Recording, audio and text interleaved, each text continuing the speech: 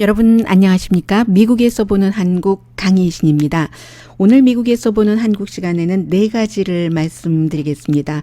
먼저 일본과 한국의 무역 마찰이 사실은 한국에서 여러 형태의 보이콧가 일어나는 것도 좋은데 저항도 좋은데 이게 이제 이기는 싸움인가? 여기에 포커스를 두고 보면은 미국에서 아주 인터레스팅한 그런 지적 내지는 살핌이라고 할까요? 그런 게 있고요. 그리고 이번에 러시아와 중국이 합동 군사 훈련을 하면서 한국 영공에 침범을 했다. 러시아는 아니다 하는 이 문제도 굉장히 아시아의 어떤 지정학적인 파워 게임이라고 할까요? 하는 것을 보여주고 그리고 이제 도널드 트럼프 미국 대통령이 계속 지금 다운플레이를 하고 있습니다. 북한이 단거리 탄도미사일을 발사한 것에 대해서 그 부분에 대해서는 오히려 한국에서보다 미국에서 더 많이 우방국을 걱정하고 있는 것 같은 모습이거든요. 그 우방국이라는 게 역시 한국과 일본입니다. 그리고 한국에 살고 계시는 분들은 거의 알고 계시겠습니다마는 보람이라는 어린이 7살이라고 하던가요? 아무튼 10살 미만의 이 어린이가 얼마나 큰 돈을 유튜브를 통해서 유튜버로 활동하면서 벌고 있는가 이런 내용을 전해드리겠습니다.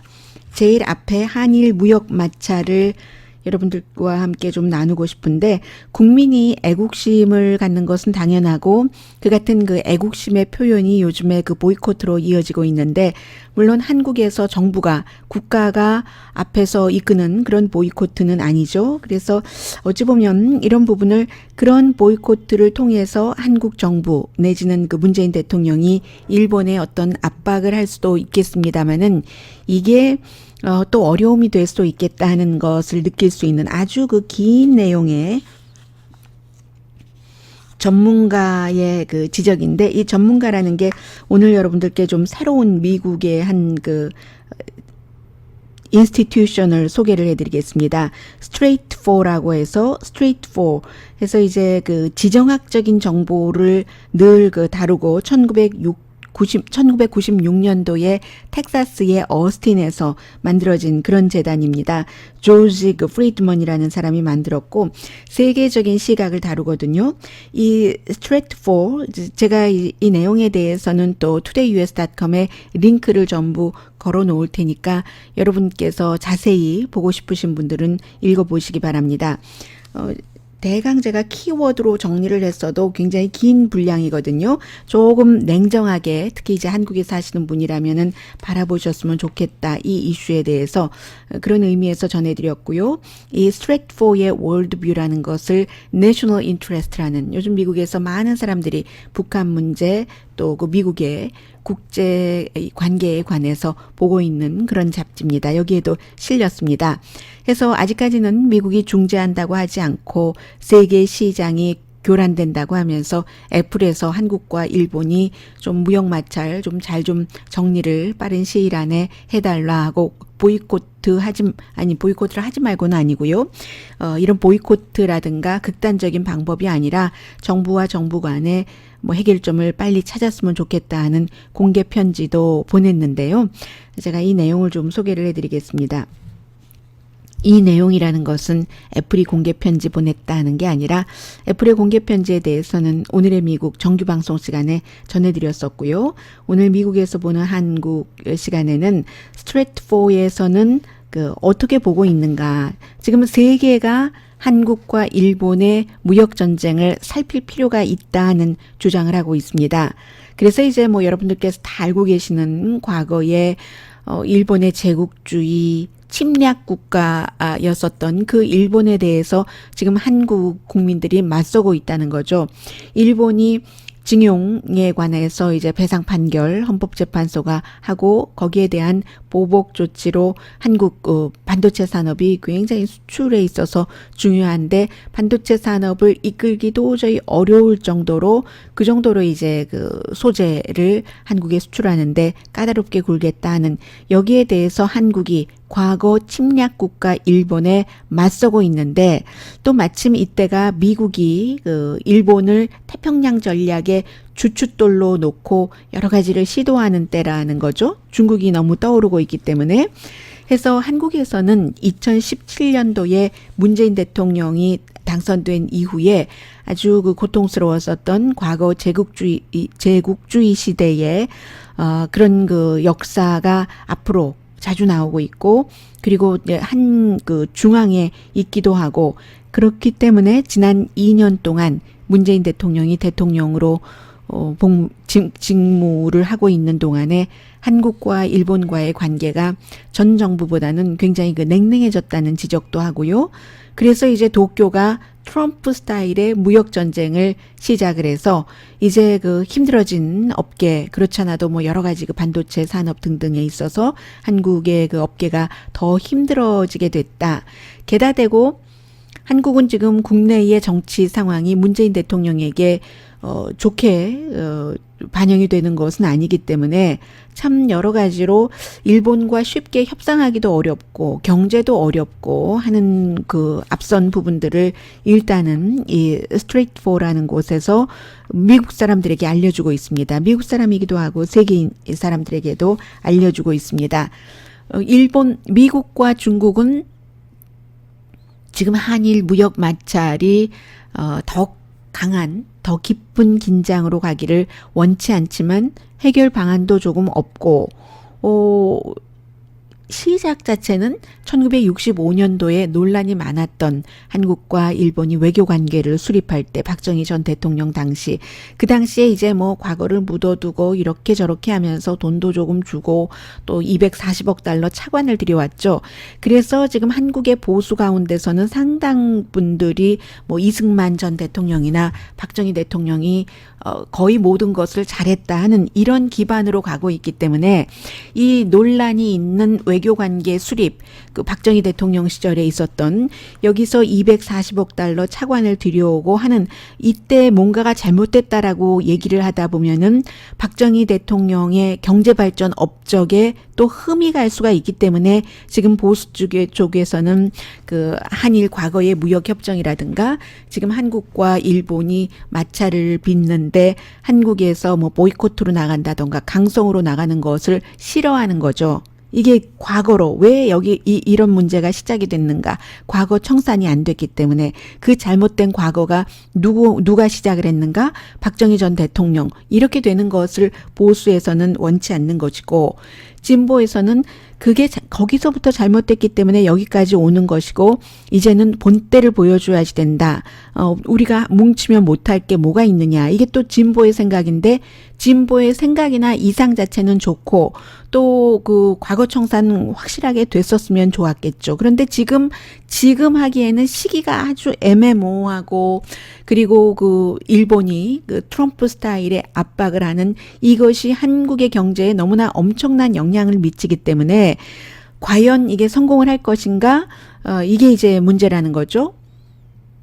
한국에서는 언제나 그랬듯이 누가 대통령이 되느냐에 따라서 한일 관계가 이렇게 되고 저렇게 되는데 진보 대통령이 나왔을 때 훨씬 그 일본과 대립을 하는 강도가 좀 강해지고요. 보수는 긴장 완화해야 된다. 화합해야 된다. 일본이 어떤 나라냐. 경제적으로도 대국이고 대국 맞죠. 뭐 독일보다도 경제력이 더 그 강하고 크고 한 나라이니까요.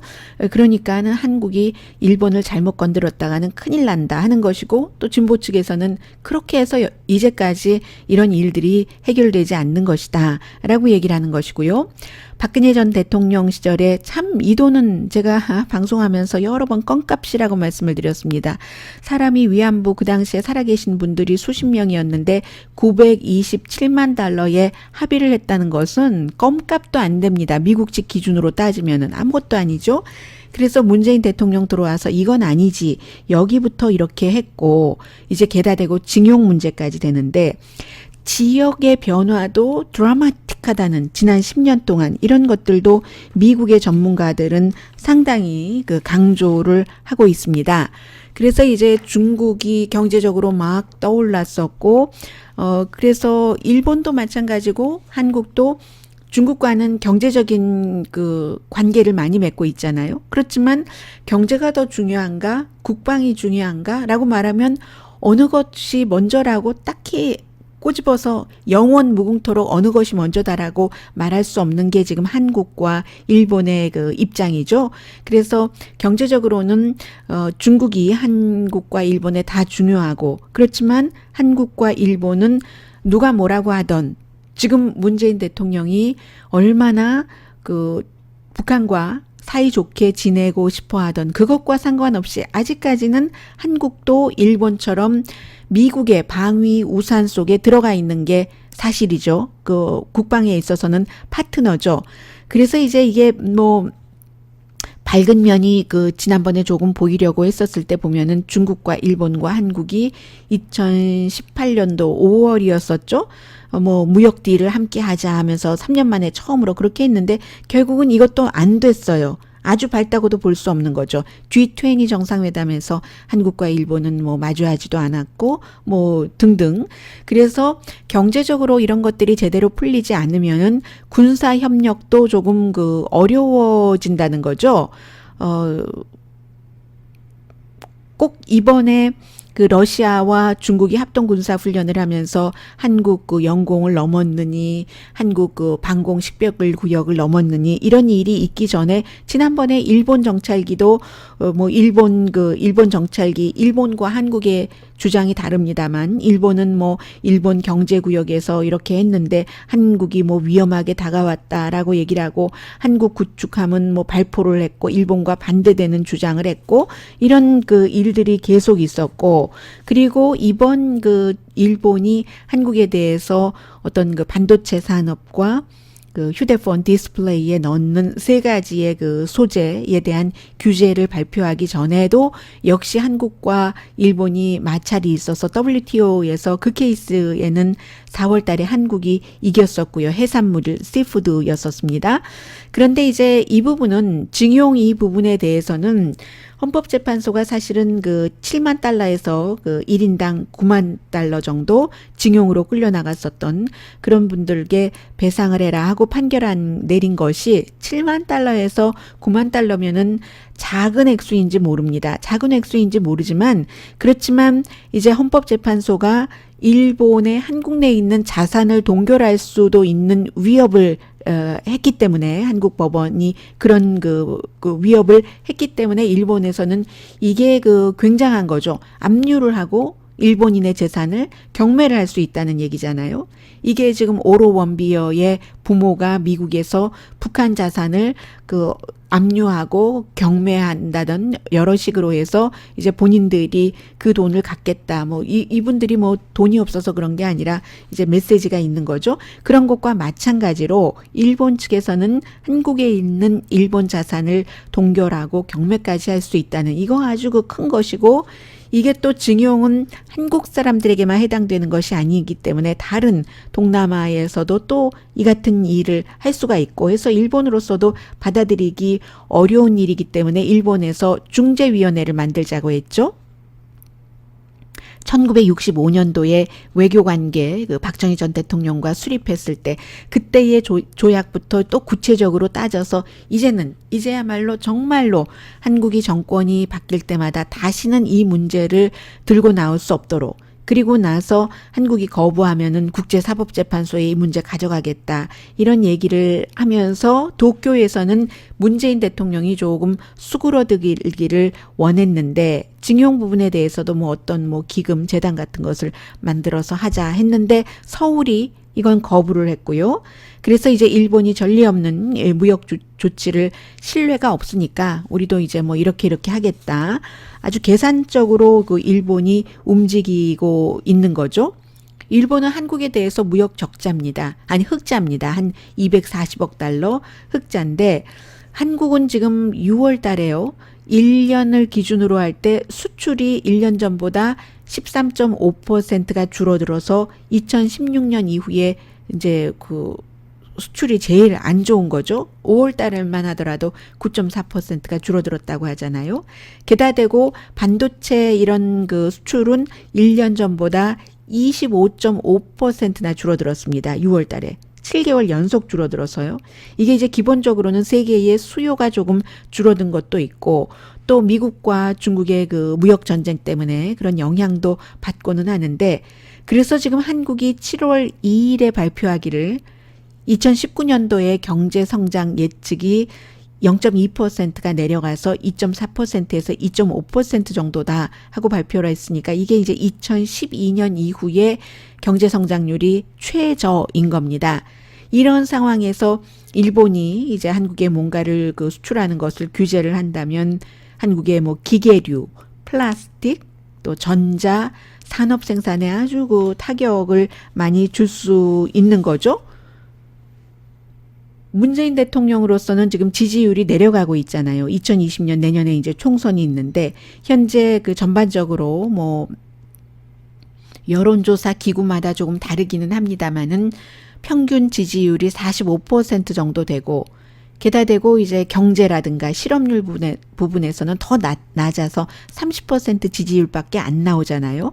이게 이제 진보적인 경제 정책이 별로 환영받지 못하는 것이고 1년 전에 지지율 83%에 비하면은 뭐 거의 이제 뭐 조금 있으면 반 정도가 될 수도 있다는 그런 그 위험 수위에 가는 건데 뭐 최저임금 올린 것이나 아니면 뭐 그 일주일에 일하는 시간을 줄인 거 이게 이제 별로 인기가 없다는 것이고 그렇기 때문에 미국에서는 제가 말씀드린 이 그 스트레이트 4에서 볼 때는 그 일종의 트럼프 대통령이 미국 우선주의 하는 것처럼 내셔널리스트 뭐 내셔널리즘 하는 것처럼 한국에서도 문재인 대통령이 일본에 대해서 이렇게 내셔널리스트적인 시각을 계속 갖고 갈 수 있는가?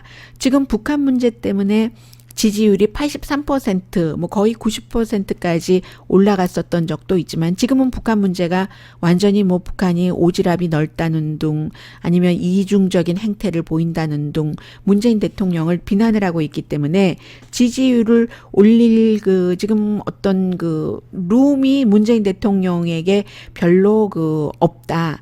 그래서 결국은 재벌이 문재인 대통령에게 압력을 넣으면 문재인 대통령이 일본에 대해서 조금 더 유화적인 정책을 쓸 수 있을까? 이런 것들을 미국에서 바라보고 있고요. 게다 대고 이제 곧 그 발표를 하지 않겠어요? 화이트 리스트에 대해서 한국은 이제 우대국을 하지 않는다. 하면은 이게 뭐 일본이 한국에 수출하는 그 어떤 그 아이템의 15%에 해당이 된다고 하고 한국이 그런 그 물질을 받아서 전자제품을 만들어서 수출을 하는데 그런 전자제품 수출의 거의 10%에 해당된다고 하니까 한국으로서는 어마어마하게 타격을 보는 그 셈인데 물론 그 한국 정부가 지방 그 정부는 이렇게 그 타격을 보는 업체에 자금을 지원하겠다고 했고 말하자면 미국에서 미중 무역 전쟁 때문에 농부들이 아주 그 타격을 입으니까 농부가 또 트럼프 대통령 지지 기반이니까 연방 농림부에서 농부들에게 이렇게 그 돈을 지금 지원하고 있잖아요. 그런 식으로 한다고 하고 또 한국의 중앙정부도 이 소재 생산을 우리가 하겠다고 시동을 거는 거예요. 킥스타트를 한다는 건데 이게 오래 걸리는 일이잖아요. 그리고 더군다나 일본이 너무 많은 것을 갖고 있기 때문에 예를 들면 전체적으로 지금 세 가지 특히 이제 그 소제품에 있어서 하나는 일본이 한 90%, 나머지도 70% 이상 전 세계에서 그 물건들을 일본에서 나오는 것을 다 쓰는 것이고 한국의 입장에서 볼 때는 한 가지는 뭐 그 수입하는데 이 수입하는 것이 44%를 일본에서 갖고 오고 있고 나머지 두 가지는 92%, 94%를 일본에서 갖고 오니까 이게 이제 화이트리스트가 또 발동이 되면은 더 힘들어지는 것이기도 하고요. 대안이 있다고 많이 얘기를 하고는 있습니다만 중국의 칩 메이커가 좀 뭐 한국에 수출해 주겠다 하는데 이것도 한국은 미국 눈치를 봐야지 되니까요. 미중 무역 전쟁에 있어서 그렇게 봐야지 되는 거고 그리고 베이징하고의 관계도 별로 좋지 않잖아요. 한국이 사드 그 이후에 그래서 이제 그 소재를 또 다른 방법이 있다면은 이 그 텍사스의 본부가 있는 그 스트래트포드에 따르면 한국 회사가요, 정부가 아니라 일본 제조업체에 예를 들면 일본에서 그 인바운드리, 그 저편에서 한국으로 수출을 하는 게 아니라 일본의 그 회사도 그 소재를 해외에 다른 공장에서도 있을 수 있으니까 그곳에서, 그러니까 인저펜이 아니라 다른 곳에서 한국으로 수출을 한다던가 이렇게 요청을 할 수는 있지만 일본 회사는 정치 압박 안 받겠어요? 이제 그 중의원 선거도 연말에 있을 텐데 아베 신조 일본 총리가 정치 압박을 하니까 그게 쉽지 않을 테고,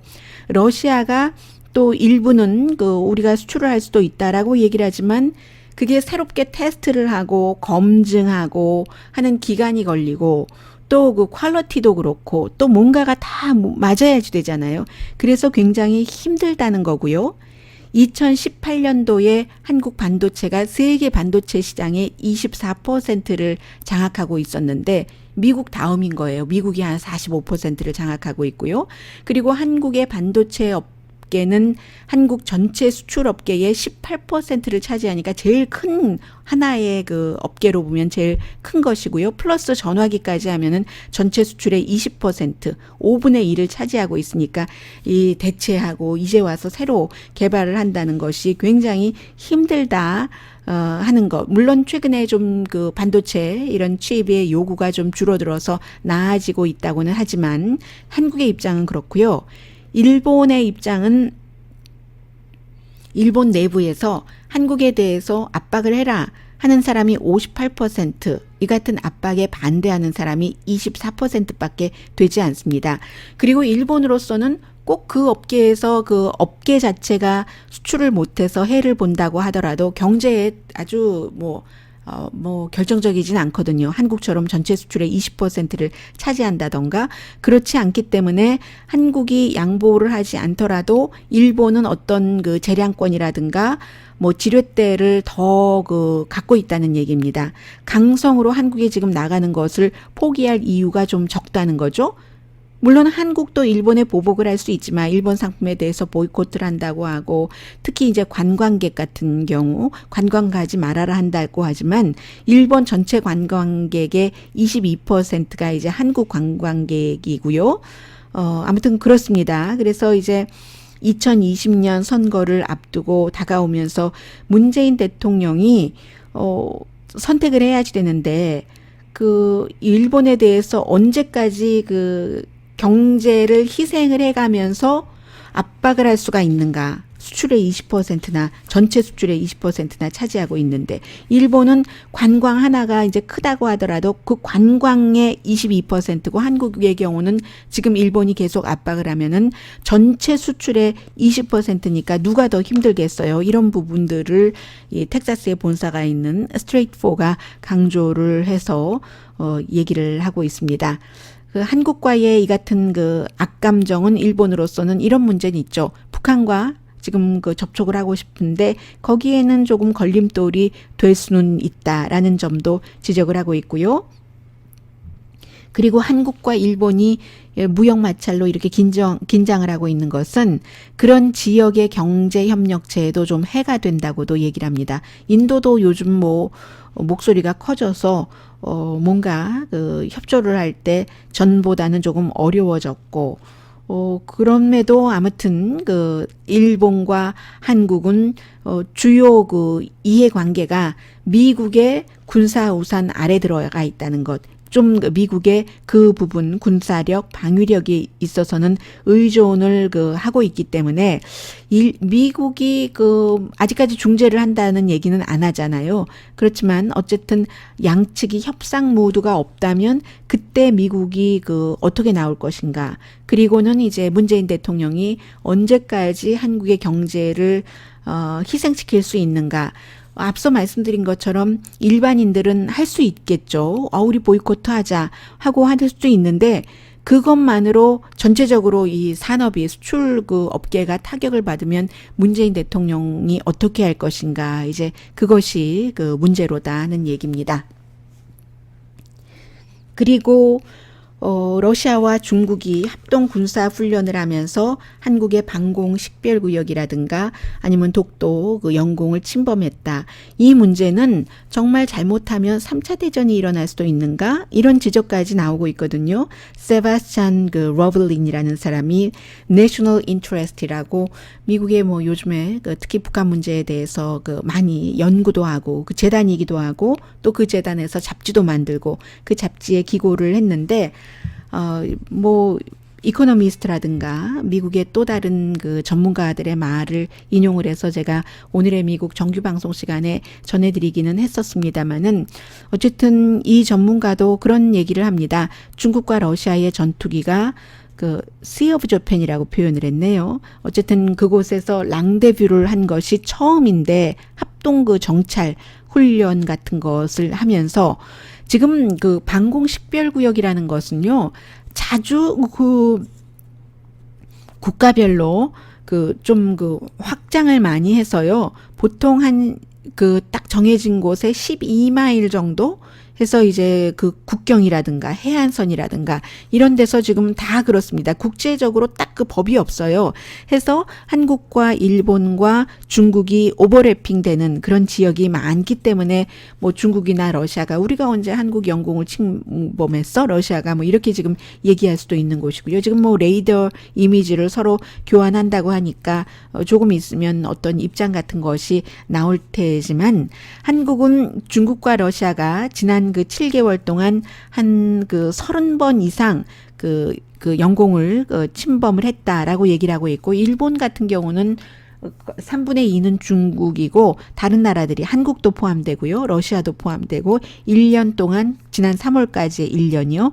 뭐 999번 침공을 했다라고 얘기를 하잖아요. 그런데 이제 침공할 때는 그 전에 방공 식별구역의 경우는 이렇게 오버래핑되고 국제적인 기준이 없으니까 미리 알려주고 하는데 이번에는 조금 문제가 다르기는 합니다만은 지금 이 세바스찬 그 러블린 씨는 뭘 지적하냐면 1983년도에 코리안 에어라인 007이 코스를 그 이탈을 해서 물론 그 당시에 기계 결함도 있었고 조종사의 실수도 있었고 국제적인 기준으로 볼 때요. 소비에트 영공 뭐 90년대 이전이니까 그때 들어가서 이제 그 결국은 그 구소련이 발사를 했고 요격기가 해서 269명이 숨졌었던, 나중에 블랙박스를 보니까 그 조종사가 뭔가 그 경고 같은 것을 잘 못 받아들였던 그런 것도 뭐 나오고 했고, 이런 비극적인 역사를 얘기를 하고 있습니다. 이런 것들이 지금 그 방공 식별구역이라든가 영공 이런 데가 오버래핑 되는 부분에서 들어가고 나오고 할 때 서로의 그 경계하고 또 경고를 주고 하는 사인을 받아들이지 못하고 오해하는 경우는 우리를 공격을 하네 하는 것으로 받아들여서 그 작은 것이 큰 전쟁이 될 수 있다는 얘기를 지금 그 국제적인 전문가들이 많이 그 하고 있는 겁니다. 네, 2018년도에 아무리 문재인 대통령이 국빈으로 러시아를 방문을 했어도 공군에 대해서 핫라인을 만들어냈어도 그 이후에 이러이러한 일이 있지 않느냐라고 얘기를 하는 거죠. 물론 그 러시아의 내비게이션이 실수를 했을 수도 있지만 아니면 그 전문가들은 러시아가 뭔가를 좀 계산해 보기 위해서 일부러 들어간 것이다 라고도 볼 수도 있는 것이고요. 러시아와 중국이 함께 어떤 그 성명 같은 스테이트먼트 같은 것을, 우리가 최근에 경제력도 뭐 협상을 하고 있지만 경제 교류도 많이 하고 있지만 우리는 이제 이렇게 군사력으로 합동 군사훈련까지 하게 됐어. 그래서 이러한 것들이 일상이 되면, 루틴이 되면 중국과 일본의 군사적인 협력 또 훈련 같은 것이 루틴이 되면은 지역 안보 환경이 달라질 수 있고, 이 점은 지금 미국이 굉장히 예민하게 보고 있는 점이고요. 아무튼 국제사회에서는 사고로 이게 그 군사적인 충돌이 될 수도 있다 하는 그 점을 굉장히 그 우려하고 있다고 말씀을 드리고 싶고요. 또 중국도 마찬가지로 한국에 대해서 또 일본에 대해서도 한국, 특히 이제 한국에 대해서 그렇겠죠. 일본과 미국에 너무 가까이 가지 말아라 하는 경고를 여러 번 특히 이제 미국에 보내는 이런 상황에 러시아와 딱 힘을 합쳐서 이런 일들을 하는 것이고, 또 러시아와 중국의 군사 훈련이라는 것은 과거에 이제 우리가 거슬러 올라가면 구소련의 허락을 받고 김일성이 남침을 하고 뒤에 이제 중공군이 개입을 하고, 이게 이제 두 나라가 북한과 가까우니까요. 이 두 나라의 군사적인 합동훈련이라는 것은 그렇게도 연결을 해볼 수도 있는 것이기 때문에 굉장히 위험하다 하는 게 지금 미국에서 보는 시각입니다. 그리고는 이제 가장 현실적으로 트럼프 대통령은 북한이 이번에 2번의 단거리 탄도미사일을 발사했는데도 전혀 나를 받아하지 않는다. Not at all이라는 전혀라는 표현을 썼습니다. 여기서 트럼프 대통령이 얘기하기를 가장 중요한 단어는 short range, 단거리다. 탄도 얘기는 아예 하지도 않아요. 트럼프 대통령은 탄도미사일 실험은 UN 제재에 위반이 되는 것인데도요, 분명히. 그런데 트럼프 대통령은 다른 나라들처럼 표준 미사일 테스트를 했을 뿐이야. 무슨 일이 일어나는지 두고 보자. 나와 김정은 위원장이 관계가 굉장히 좋아. 그리고 이번에 한 것은 very standard, 굉장히 표준적인 거야. 다른 나라들도 다 하는 거야. 그리고는 미국의 경고 아니야 라는 얘기, 여기에 대해서 미국에 대한 경고가 아니다라는 것에 미국 많은 매체와 많은 전문가들이 트럼프 대통령에게 경고를 보내고 있습니다. 미국의 경고가 아니다. 제가 지난번에 트럼프 대통령이 판문점에 가서 이제 뒤에 스티브 비건도 있었고 마이크 폼페오도 있었고 바로 옆에 문재인 대통령이 있었는데, 트럼프 대통령이 하는 얘기, 단거리 그 당시에도 있었잖아요. 단거리인데 그 무슨 상관이야? 라고 얘기할 때 문재인 대통령이 웃으면서 고개를 끄덕끄덕할 때 저는 화가 났다라고 말씀을 드렸잖아요. 그게 이 말이에요. 미국에서도 경고라는 겁니다. 그러면 단거리는 상관없으면은 한국은 뭐냐? 미국의 동맹국인데, 일본은 뭐냐? 미국의 동맹국인데, 그리고 그 단거리가 한국을 전역을 커버를 하면은 전역이 아니라 할지라도 미군들이 있고 미국 사람들이 한 20만 명이 있잖아요. 그건 괜찮다는 얘기냐. 그런 의미에서 저는 그 당시에는 꼭 미군과 미군의 가족이라든가 미국 사람 한국에서 사업하고 사는 사람까지는 포함하지 않았지만, 한국 사람들은 상관없다고 트럼프 대통령이 얘기를 하는데 문재인 대통령이 웃으면서 고개를 끄덕끄덕할 때 제가 화가 났다는 얘기고요. 이번에 미국 사람들이 이제 시간이 지나서, 그때가 6월 30일이었던가요? 한 달쯤 지나서 미국 사람들도 얘기를 하는 겁니다. 그럼 한국은 괜찮다는 거야? 그 단거리는 한국을 다 커버하는 거잖아. 한국에 살고 있는 미국 사람은 괜찮고 일본은 괜찮다는 거야? 라고 미국의 많은 매체와 전문가들이 이제는 얘기를 하고 있습니다. 그래서 이제 트럼프 대통령이 이런 얘기도 했어요. 그들의 문제라고, two of them의 문제라고, 그리고 그들은 오래 그렇게 문제가 있었다. 그거는 나를 받아하지 않아. 라고 얘기를 한 이 점에 굉장히 한국 분들, 진보도 주시를 하셔야지 되는 그런 부분이고요. 조엘 위트라는 38 노스를 만든 사람이 항상 이 사람도 저와 마찬가지예요. 외교적으로 문제를 해결해야지 된다고 믿고 그렇게 주장을 합니다. 그러나 인내심이 있는 접근이 필요한 것은 사실이지만, 어떤 지점에서는 인내심에 한계가 있다는 것도 우리가 그렇고 이렇게 계속 올 때는 어떤 플랜이 있다는 것을 보여줘야지 된다고 얘기를 하고 있습니다. 그런데 트럼프 대통령은 북한과 딜이라는 것에 너무 집착을 하는 듯이 보여서 동맹국을 전혀 상관하지 않는 것처럼 보인다는 거죠. 단거리 미사일 오케이 라고 얘기하는 이 부분에 대해서요. 5월 달에 이미 동맹에 대해서 좀 훼손이 됐다. 이런 얘기요. 5월 달, 6월 달에도 또 그랬고요. 판문점에서. 그래서 UND를 위반하는 거잖아요. 탄도미사일이었으니까 이번에. 그거는 UND를 위반해도 트럼프 대통령은 나래로 나하고 아무 상관없어. 나는 전혀 받아당하지 않아. 그렇게 하는 것은 김정은에게 아주 나쁜 메시지를 준다는 건데, 김정은에게 이런 메시지를 준다는 겁니다. 나는 재선에서 이겨야지 되는데 그러기 위해서는 북한 정책이 지금 잘 되고 있어 하는 것을 보여주기만 하면 돼.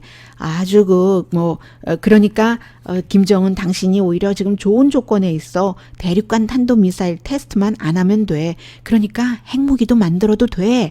이런 나쁜 메시지를 준다는 겁니다. 내가 당신 김정은에게 요청하는 것은 하나뿐이야. 이 대륙간 탄도미사일 테스트, 핵무기 테스트. 이번에 단거리 테스트를 했지만 어떤 핵무기를 싣고 테스트한 것은 아니니까요. 핵무기 테스트 안 하고 대륙간 탄도미사일 테스트 안 하면 돼. 그 밖에는 계속 이미 이렇게 핵무기도 늘어났잖아요. 트럼프 대통령 핵 능력도 들어오고 나서 좋다 하면서 핵 능력은 늘어났잖아요. 그런 메시지를 북한에 준다는 거죠. 그래서 어쨌든 북한이 핵 테스트를 하는데도 대화하자. 그런 얘기를 지금 하고 있는 거잖아요. 오바마 대통령이 임기 1기에 핵 대화를 해보려고 하다가 북한이 약속을 어기고 그 과거에는 미국도 어겼었어요. 전에는 클린턴 시대도 그랬고 트럼프 시대도 그랬고 그러나 오바마 시대에는 적어도 그 임기 1기에는 그 북한과 어떤 대화를 해보려고 했는데 북한이 약속을 어겼고 미국을 속였고 그리고 났을 때 한국의 그 정권도 강성으로 바뀌었고 미국 그 오바마 행정부가 임기 2기에는 북한이 이렇게 대화를 하자고 하면서 약속을 어기면 이렇게 하면서 대화를 할 수는 없지라고 해서 이제 대화도 중단을 했었는데 지금 트럼프 대통령이 계속 모든 테스트 다 하고 핵 능력을 늘려가는데도 대화하자라고만 얘기를 하면 굉장히 위험하다는 거죠. 미국은 다른 건 신경 안 쓰고 우리와 대화하기만 원하는구나 하는 나쁜 메시지가 김정은 위원장에 갈 수가 있다 하는 것을 이번 주에 미국의 많은 매체와 전문가들이 얘기를 했습니다. 그리고 또 하나는 미국의 그 마셜 서비스요. 그 연방 보안관, 연방 법 집행국인데요. 이 법무부 소속이고 사실은 법 집행기구 가운데서 가장 오래됐죠. 조지 워싱턴 당시에 1789년도에 만들었으니까요. 여러 가지 법 집행을 하지만 특히 이제 그 압류된 자산 관리를 하는데 지금 미국 마셜 서비스 마셜국이 북한 뭔가를 위반했다 해서 배 이름이 뭐죠? Wise Honesty라고 해서 배와 배에서 이제 석탄 거래 금지하게 됐는데 이런 것을 몰래 하다가 결국은 다른 곳에서 압류했잖아요. 이 Wise Honesty를 팔아서 결국은 오로 원비어 부모는 그것이 우리의 자산이다라고 주장을 하고 있으니까 오로 원비어의 부모에게 줄지 모르겠습니다만 어쨌든 판다고 합니다. 한 150만 달러에서 300만 달러 정도 된다고 하고 오로 원비어의 부모는 우리 아들이 북한에 갔다가 북한에 억류됐고 결국은 미국에 돌아온 지 일주일 만에 숨졌다 해서 북한에 대해서 배상 소송을 했는데 5억 달러를 배상해라 하고 판결이 나왔잖아요. 그래서 이것뿐만이 아니라 또 재무부에서 지금 북한의 자산을 압류하고 있는 게 7천만 달러 정도 된다고 하는데 거기에 대해서 이 오로 원비어의 부모가 어떤 자산인가 하는 것을 볼 수 있도록 재무부가 허용을 했다고 하고요. 소프트한 뉴스로 미국에서 보는 한국 마감을 하겠습니다. 보람이라는 저는 유튜브 하나를 봤는데 이 하나에도 저는 조금 너무 폭력적이다 하는 느낌이 드는데 제가 워낙에 폭력적인 영화를 안 봐서 그런 느낌을 갖는지도 모르겠고요. 이 보람이라는 소녀가 유튜브를 만들어서 유튜버로 구독자가 3천만 명이나 되고 최근에 800만 달러, 95억 원짜리 5층 건물을 샀다고 하죠. 토이 리뷰도 하고 또 비디오 블로그도 갖고 있고 하는데 어떤 한국의 단체에서는 너무나 폭력적이다 해서 실제로 경찰에 신고도 했고 그래서 그 클립은 내려졌고요. 부모 아빠 지갑에서 돈을 훔쳤다던가 아니면 길을 운전을 하고 간다던가 그런 일이 있어서요. 그래서 이제 한국 가정법원에서 이 부모에게 카운슬링을 받아라 이런 판결도 내렸다고 하죠. 미국에서는 CNN을 포함해서 많은 매체에서 이제 이런 것을 얘기를 하는데 7살이군요. 미국에도 7살인 것 같아요. 미국에도 있어요. 7살짜리가 그 토이를 자동차가 아니라 장난감을 리뷰를 해서 뭐 2,200만 달러를 벌었다고 하던가요. 아무튼 뭐 굉장히 그 구독자도 많고 하는 그런 경우가 있는데, 이렇게 어렸을 때부터 뭐 꼭 그런 그 유튜브 광고로만도 돈을 벌기도 하지만 상품을 링크해서 스폰서를 받아서 리뷰를 하고 그쪽으로 링크를 시켜주고 돈을 벌기도 하잖아요. 어렸을 때 이런 일을 하는 것이 과연 뭐 옳다 그르다라고 생각할 필요는 없는 것 같지만, 뭐 세상이 하도 바뀌고 있으니까 너무 어려서부터 그 물질주의에 들어가게 하는 게 아닌가, 뭐 이런 뜻에서 미국에서 많이 보도를 하고 있고요. CNN이 이 부모에게 우리 커멘트를 좀 해줄 수 있느냐 인터뷰 요청을 했는데 인터뷰에 응하지 않았다고 하고, 제가 볼 때는 한 12분짜리 클립을 봤는데 제가 너무나 그 올드 스타일이라서 올드 패션드라서 그런지는 모르겠습니다만은 구태여 그렇게 뭐 불이 팡팡 터지면서, 그것도 뭐 한국적인 것은 하나도 없잖아요. 물론 꼭 한국적이어야지 된다는 것도 아니지만 슈퍼맨이라든가 막 이런 그런 그 옷 같은 것을 입고 어디를 뭐 푹 뭐 완전히 땅이 꺼지고 아스팔트가 다 깨지고 하늘로 튀어오르고 우리 집에서 어디로 푹 가고 하는 그런 것을 하는 것이 꼭 좋은 것인가에 대해서는 잘 모르겠습니다. 제가 너무 올드 스타일이라서요. 오늘 미국에서 보는 한국, 아무튼 미국에서 그 정도로 관심을 갖고 본다 하는 것을 말씀을 드리고요. 여기까지 전해드리고, 저는 월요일 내일 서부 시간으로 아침 9시에 오늘의 미국 정규 방송 시간에 뵙겠습니다. 강혜신이었습니다.